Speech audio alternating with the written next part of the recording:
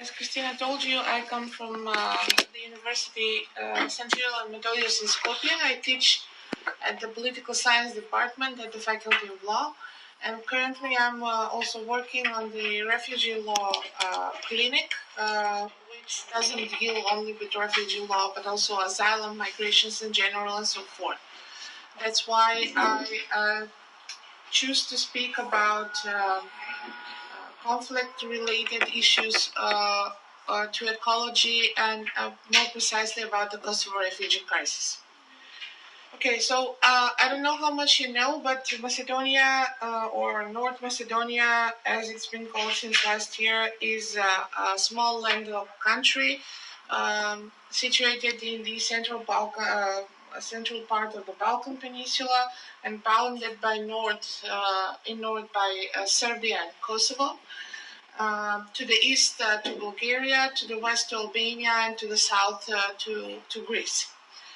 The country is mainly mountainous territory, and its total territory it's 25,730 square kilometers. So it's a very small country. There are 3 large natural lakes within the country. They are all in the south, 2 on the southwest, Lake Ohrid and Lake Prespa. And to the east, there is a very scenic lake called Doire.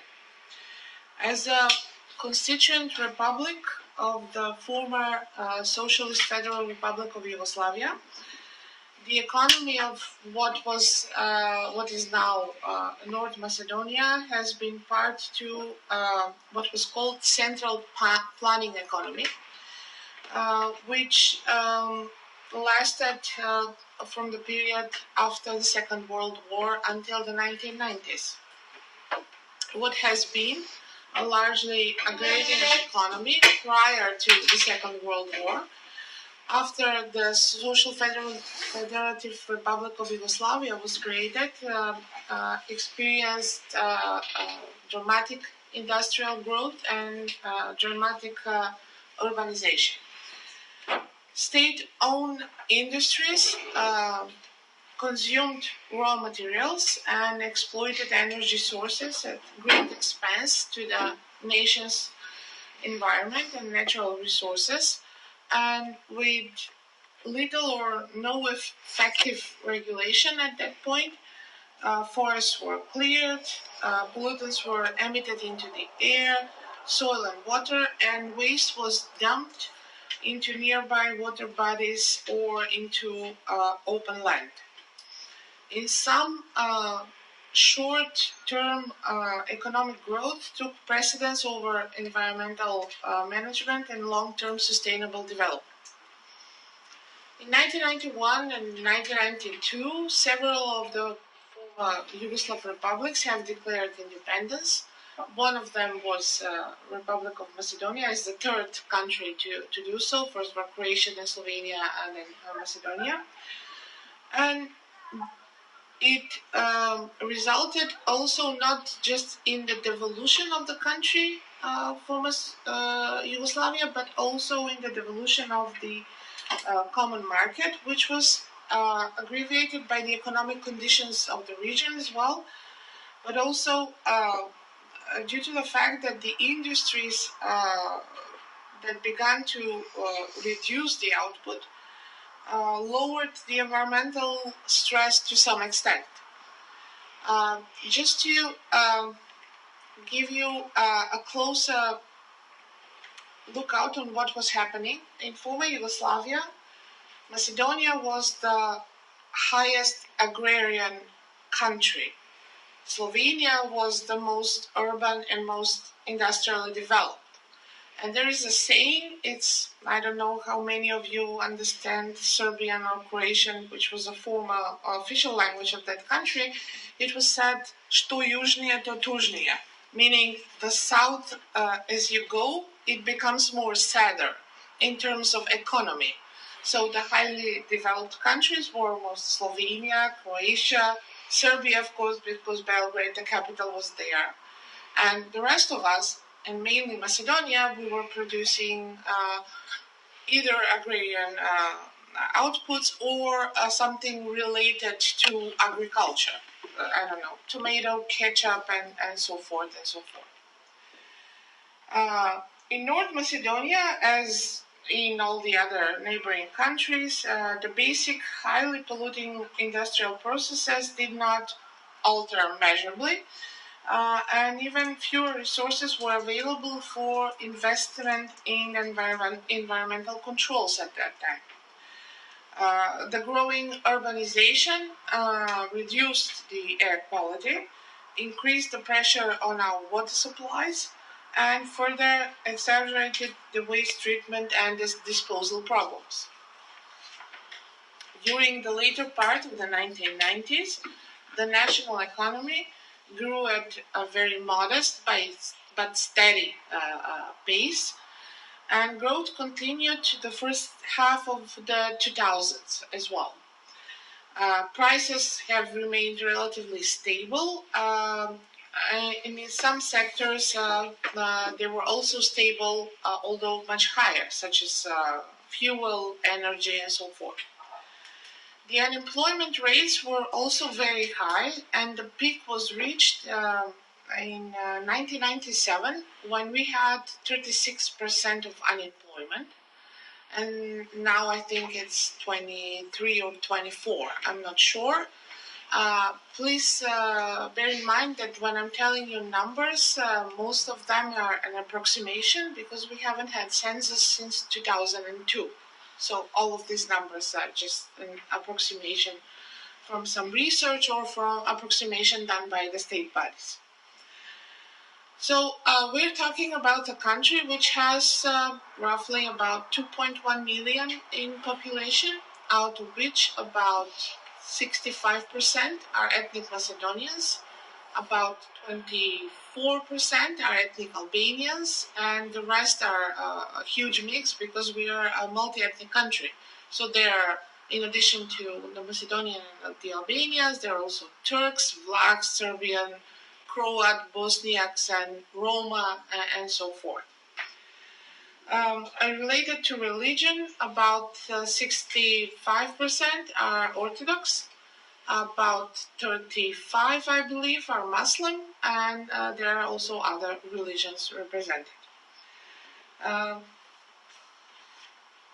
As a multi-ethnic country, and I spoke of this yesterday, and I will not go too much into this, unless you want me at the end of the lecture, maybe when we will have the discussion. The culture is highly divided, especially after the 2001 conflict. So the strengthening of the bonds between the communities, especially the ethnic Macedonian and the ethnic Albanian community, remains a critical challenge for the government, especially in the field of common values. One of them being the environmental protection. It has become more clear over the years that ensuring a fair and equitable sharing of burdens and benefits by communities, especially lately, because of the environmental degradation that is happening in the country, is becoming even more and more important. I'm saying this because if you look at the ranks of North Macedonia at the moment, especially during winter, Macedonia, or North Macedonia, has become one of the worst countries in the world, or we are topping the charts as with air pollution, especially in Skopje, which is the capital, but also in other bigger cities within the country. For the past 28 years, or now 29, because we're 2020, since the establishment, Macedonia has faced 5 political, economic, and environmental crises. The first one was related to the events happening in the Republic of Albania in 1991, when about 1,180 persons had to flee Albania and cross the border and come to Macedonia because of the conflict, and they actually sought refuge. They found refuge in the southwestern part of Macedonia, so practically the lakes that I mentioned, the surrounding the Ohrid Lake, there is a city of Ohrid and a city of Struga, but also the Prespa Lake and the region which is mostly populated by small villages. The second crisis occurred in 1992, and it was related to the Bosnia and Herzegovina conflict, when about 35,000 Bosniaks sought refuge into Macedonia. They were settled in 7 collective centers, which were not just camps but also buildings. And they were settled mostly in the northwest part of Macedonia. They were there for 5 years until the situation in Bosnia was settled, so their return was safe at some point. The third time, the crisis was due to the events in Kosovo and Serbia. It was in spring 1999, and about 360,000 people crossed the border between what was then Serbia and Macedonia, later on Kosovo. And most of them were ethnic Albanians. They asked and received international protection, and it was done with a government decision supported by international bodies. A temporal humanitarian protection was given to 126,000 people who were settled within 8 collective centers that were especially built in selected sites in that part of Macedonia. But also 234,000 people were settled within families across the country. The collective centers that I mentioned were mostly camps with tents, and they were provided by international but also national bodies, so the impact was pretty high. The fourth time we had a crisis, it was related to the internal conflict. It was just after the Kosovo refugee crisis finished. It was in the conflict from 2001. The conflict was a result of armed violence invoked by the National Liberation Army, NLA, which was composed of ethnic Albanians coming from Macedonia, coming from Albania, but also coming from Kosovo. Most of the fightings occurred in the north part of what is now North Macedonia, so in the northern part of Macedonia, and mostly to the west, but also to the east, especially one city I will talk about, Kumanovo. The crisis was severe and the consequences are still vivid.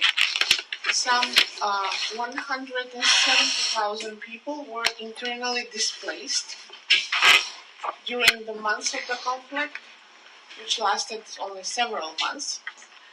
And over 50,000 people remain to be displaced in Macedonia, but also in Kosovo. So 2 years before, we had people incoming from Kosovo, and now we had people going in across in Kosovo, across the border. They were fleeing because they felt that they are insecure, especially in the region which was under the control of the National Liberation Army. Between March 2001 and July 2001, There were around 65,000 ethnic Albanians who fled the villages that were in the area caught by the conflict and went to Kosovo, escaping the National Liberation's army control or shelling of the villages by the Macedonian security forces when they came in. And some of them, according to the United Nations High Commissioner for Refugees, experienced problems crossing the border without having any documents, or they were bound to bribe the border guards just to pass the state border at that time. A return agreement at some point was signed between the countries, and it was headed by the UN High Commissioner for Refugees in April that year to facilitate the return of the people who didn't have any proper documentation because they were fleeing conflict. Tens of thousands of ethnic Macedonians were reported fleeing the villages or the cities where the fighting was occurring. And many of those that were coming from the areas where the ethnic Macedonians were minority never went back home, either because they were afraid or because there was not a home to come back to at the end of the conflict. In mid-December 2001, there were around 19,000 people who, in total, who remained displaced, and today the number is, I believe, around 800 people. And the peculiarity of the situation is that they are, even today, are placed in student boarding homes within Skopje. Both ethnic groups, the ethnic Macedonians and the ethnic Albanians, said that they feared that ethnic cleansing tactics were enhanced. And it was a familiar sound coming from what was happening within former Yugoslavia, especially Bosnia, but also Serbia and Kosovo. There were numerous reports of homes being vandalized and burned once they were left empty. And some people moved to the areas where their ethnic groups was in majority, exchanging property with the other ethnic group.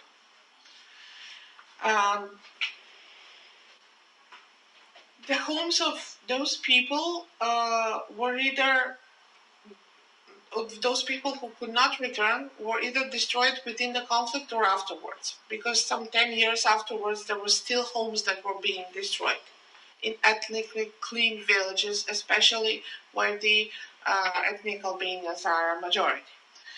The devastation is bigger if we consider the damage to the infrastructure as well, because some 10 years after the 2001 conflict, there was a problem with the clean water supply, with the wastewater, with the infrastructure bringing electricity to most of those parts, and to the processing of wastewater and so forth. The fifth time North Macedonia faced crisis, and to some extent it can be considered as the biggest one, was related to the migration flows to the Balkan route, through the Balkan route in 2015. This time, the migration, the flows, and the refugees came from a country far away, mostly from Syria, but we have seen a lot of refugees coming from Afghanistan, Pakistan, and some from Africa as well. But most of them in 2015 came from Syria. In June 2015, Macedonia suddenly became part of the main route of Syrians seeking refuge to EU, to Europe, mostly Western and Northern Europe. Macedonia became interesting for migration flows ever since we joined the Schengen area agreement in 2012. But in 2015, it was a particular situation because the East and West Mediterranean routes were not working so well, so they used the land road coming from either Greece or from Turkey, mostly from Greece. During the transit only in 2015, there were about 700 700,600 sorry, what was wrong with me? Um, uh, 700,000 persons crossing North Macedonia, entering and exiting, meaning that the crisis only had a transitory character because they were not settling in Macedonia. They were just using the route.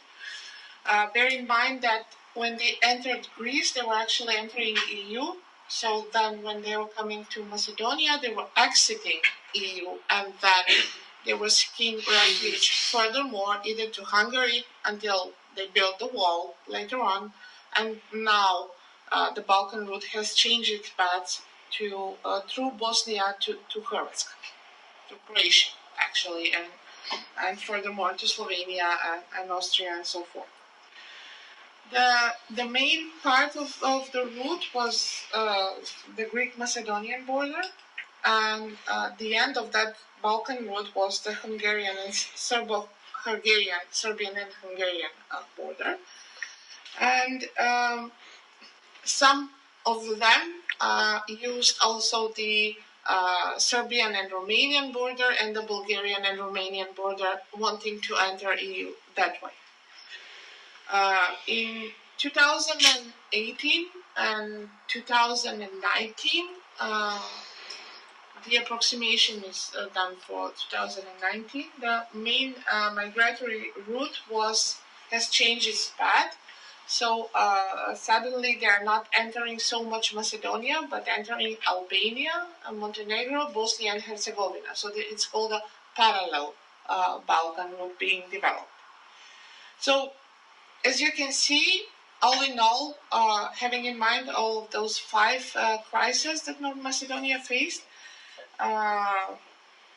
we had a huge impact, which with damages not only to the environment, but also to the whole economic setting within the country. And today I will speak a little bit more in depth about the refugee crisis from Kosovo. And this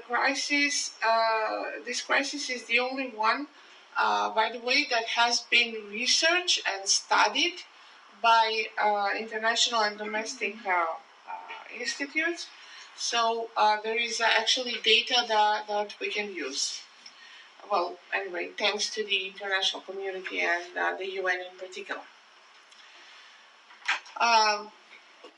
Within the Kosovo refugee crisis, the refugees began arriving in North Macedonia in March 1998 to escape the conflict occurring within the province of Kosovo at that time, within the Federal Republic of Yugoslavia at that time.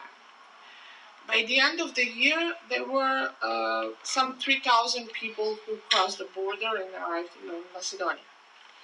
In February next year, February 1999, the number was 10,000. By the end of March 1999, more precisely on the 24th of March 1999, the Rambouillet peace talks have been broken down. So NATO commenced strikes against the Federal Republic of Yugoslavia. So virtually overnight, hundreds of thousands of refugees fled to the neighboring countries, including North Macedonia. But also some went to Albania, to Montenegro, and some of them to Bosnia and Herzegovina. The sudden influx of a new and a huge wave of refugees posed a formidable relief challenge to Macedonia, but also to the international community. And although the country made efforts to receive the initial influx properly, the country's resources were inadequate to cope with what has become a crisis later on.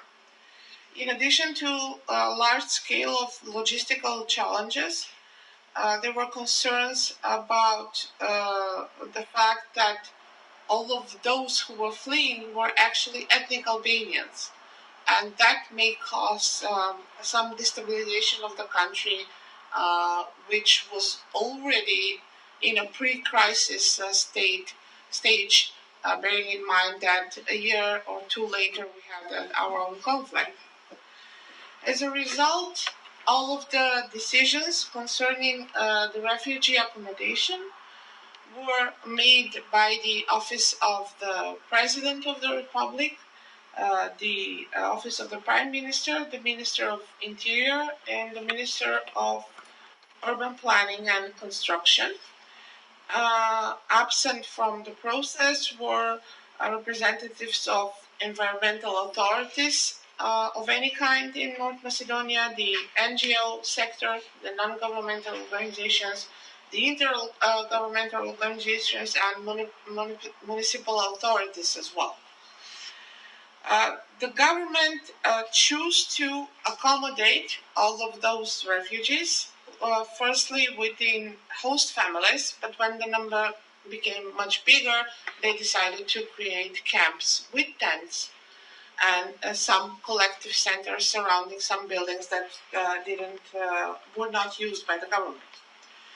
Facilities were located mainly in the regions where people had Albanian heritage or created, let's say, a local majority of ethnic Albanians. United Nations High Commissioner for Refugees was the leading UN agency, or international for that matter, providing assistance and support to the government. And the agreement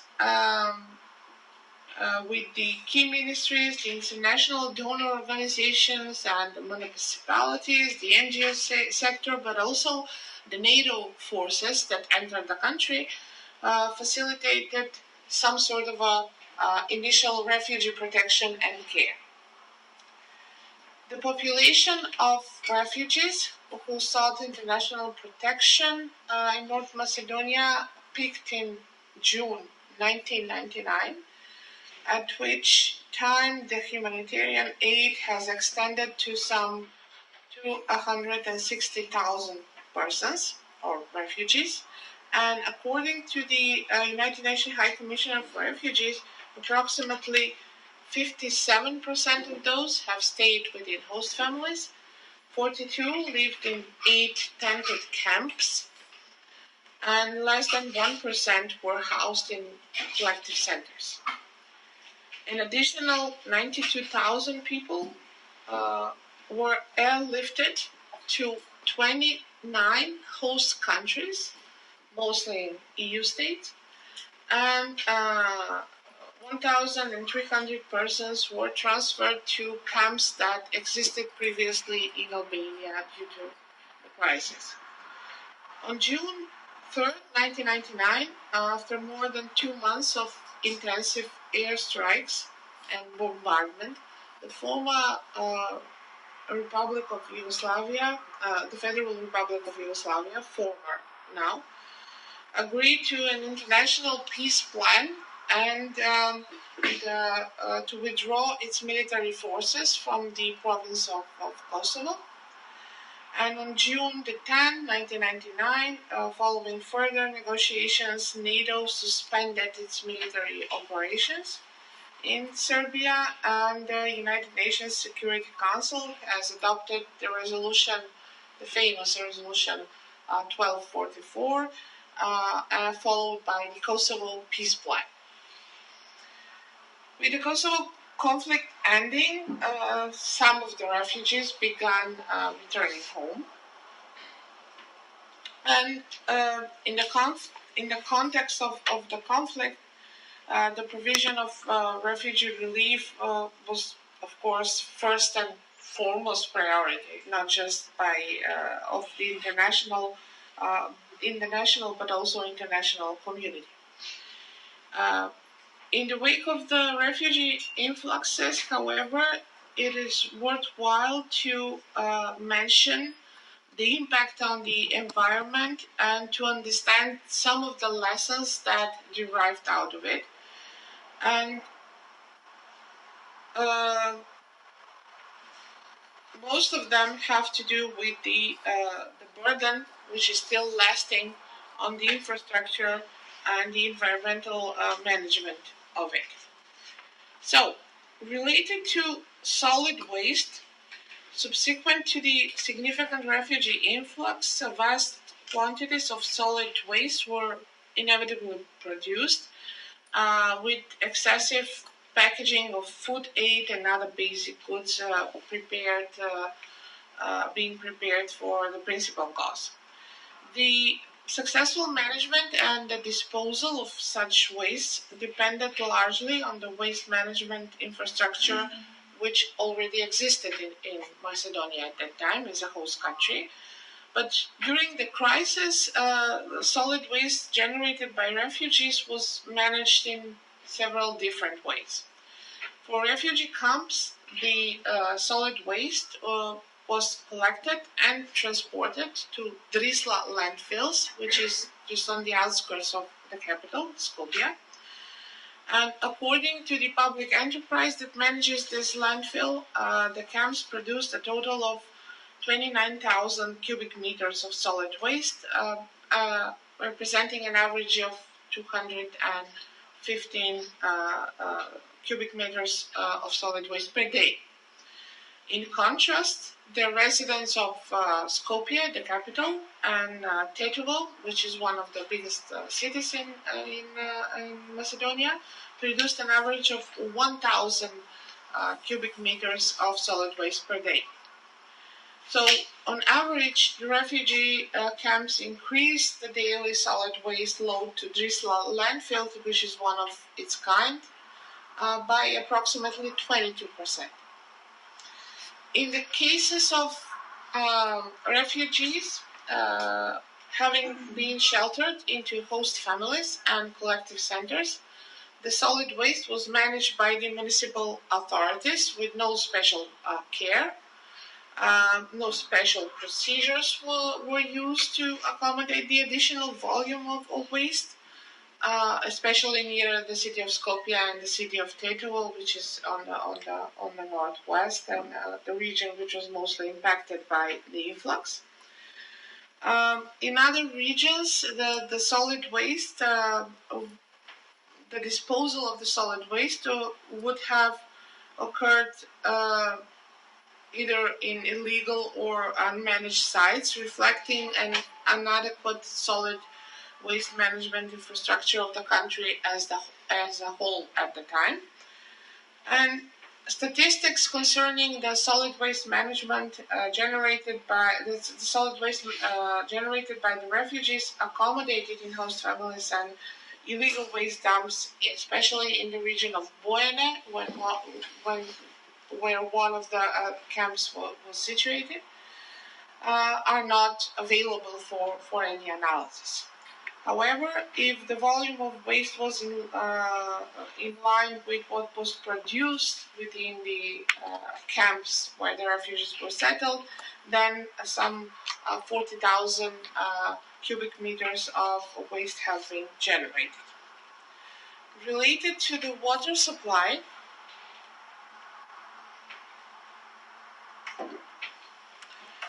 the water was supplied to the refugee camps using tanker trunks and local sources, as well as some of the wells and some of the springs that were used.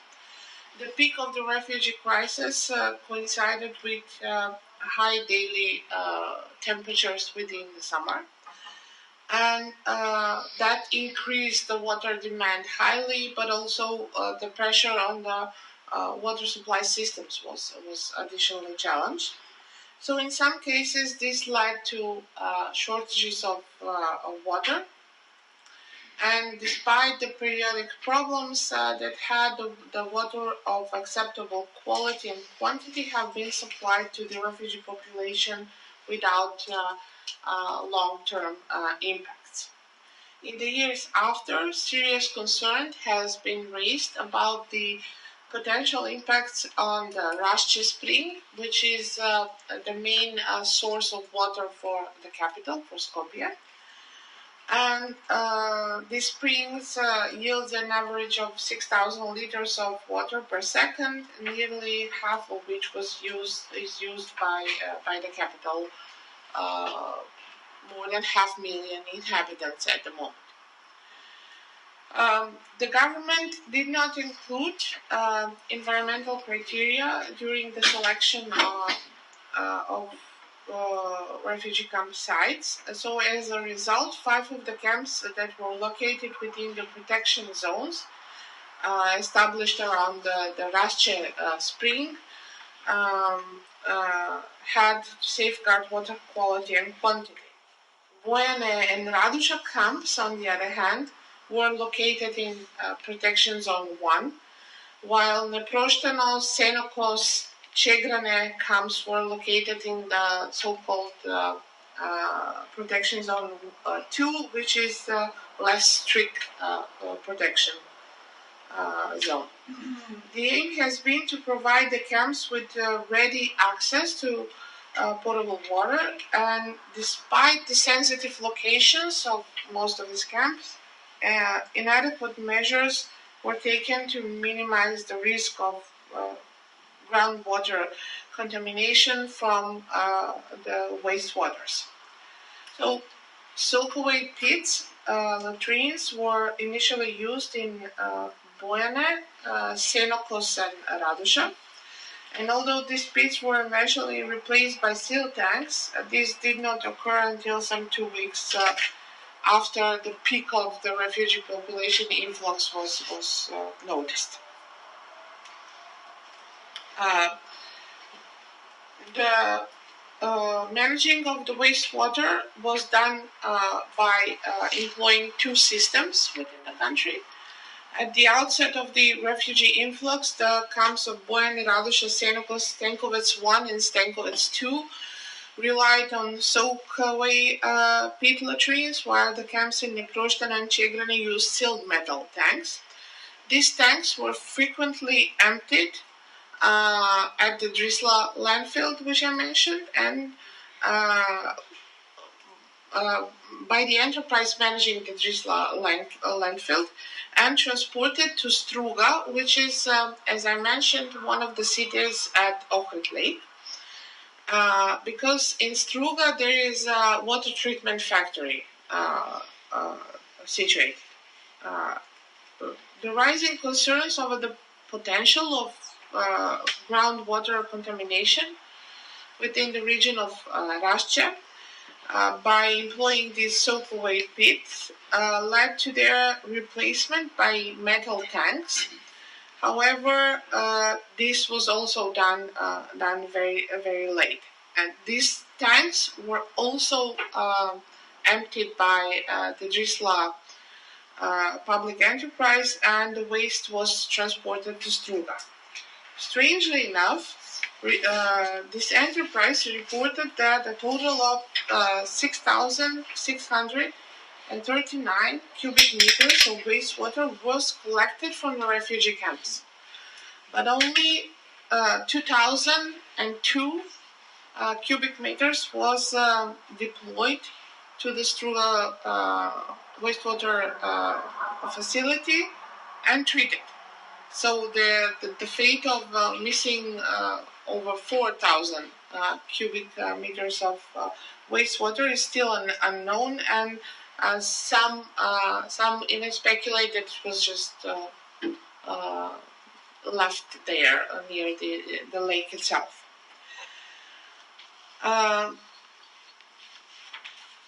During the peak of the influx, the refugees that were accommodated within the host families and a few of the collective centers imposed stress on the wastewater collective systems, particularly within urban areas. And these additional wastewaters were either collected by septic tanks or municipal sewerage lines were used and disposed according to local municipal practice. In some cases, this involved discharging the untreated wastewater directly to the nearby rivers, such as Vardar, which is one of the biggest, then Strumica or Crni Drim, which is also situated at the Lake Ohrid site. In the collective centers that were situated within the Prespa region, which is the second lake in the southwest of Macedonia, the refugee wastewater was discharged into the lake without any treatment because there was a malfunctioning of the treatment system in the nearby villages. And the wastewater of some 1,000 refugees that were hosted within families in the region was discharged for a whole 3 months at that time. Related to the impact on the biodiversity and forests, at the time of the crisis, there was some illegal timber harvesting and animal poaching noticed by the international and national bodies. However, that was minimized very swiftly because the government did supply and provide cooked or dry meals for the refugees.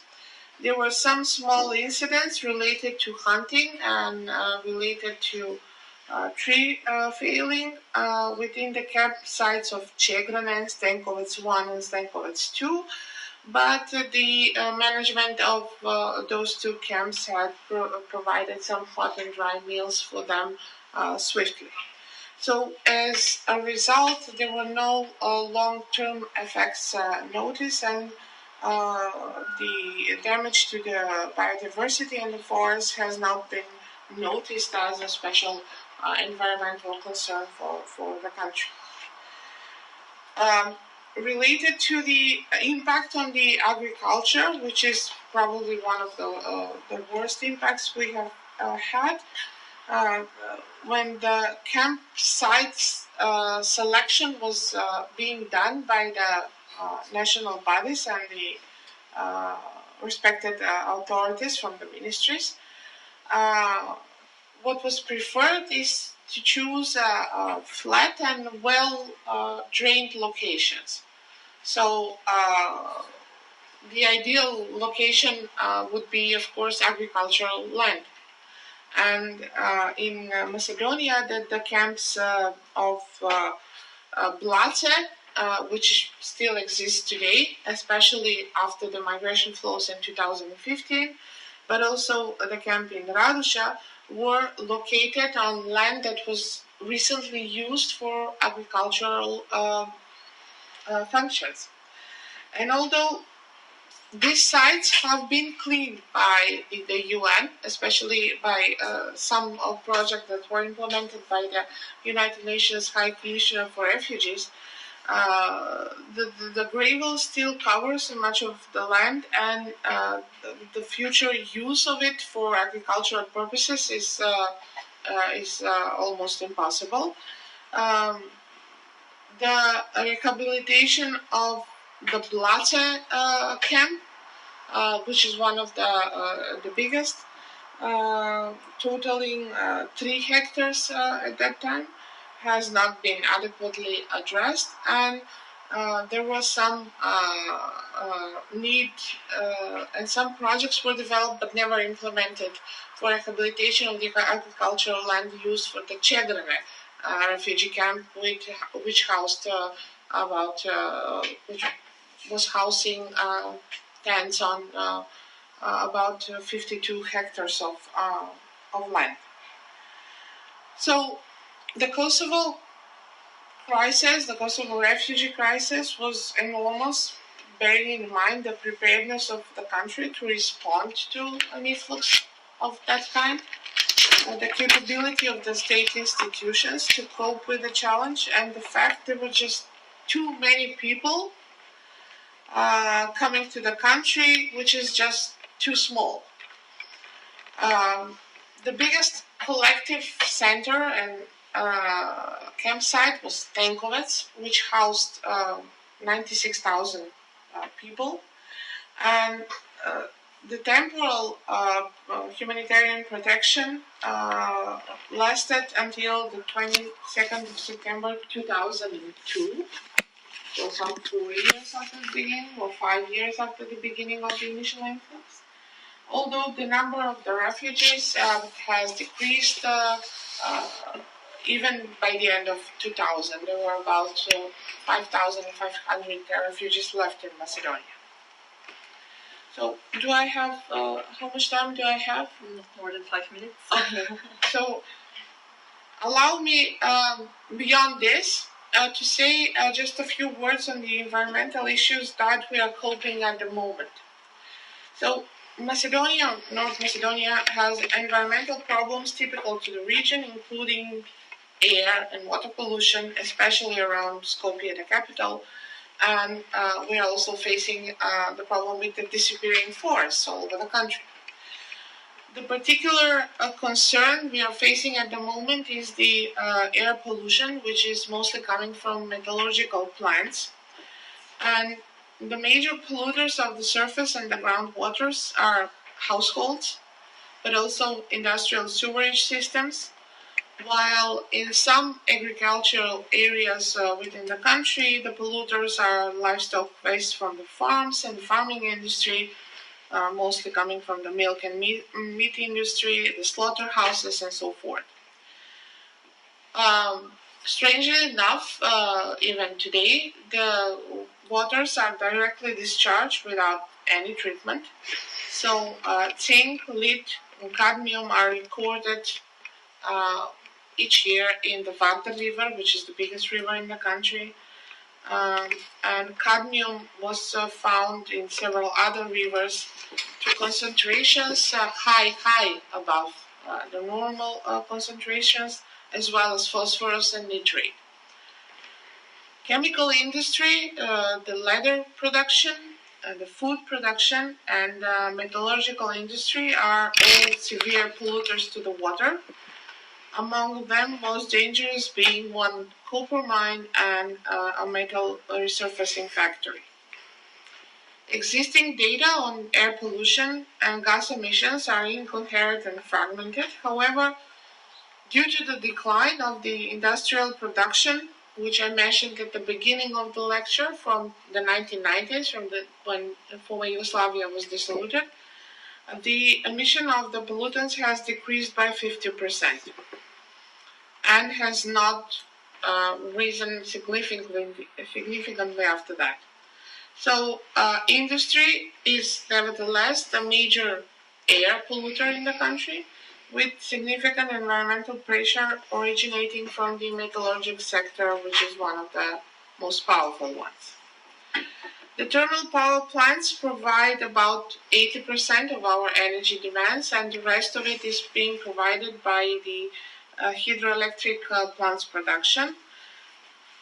Having in mind that about 50% of the territory of North Macedonia is agricultural land, and the use of pesticides and the reports on its proportions are scarce, although some reports show that the pesticides used significantly dropped in the mid-1980s for over 10 years. And the overall conclusion is that all of them, air, water, and soil, are severely contaminated, even at the site of the UNESCO protected site of Lake Ohrid, which suffers from eutrophication due to the wastewater inflow. So I hope I have given you a snapshot of what we are facing and what we have faced, and I hope you have found the topic of my presentation interesting. I'll be happy to share some additional points or maybe discuss further the conflicts and the impact of that if we have time. So thank you for your attention.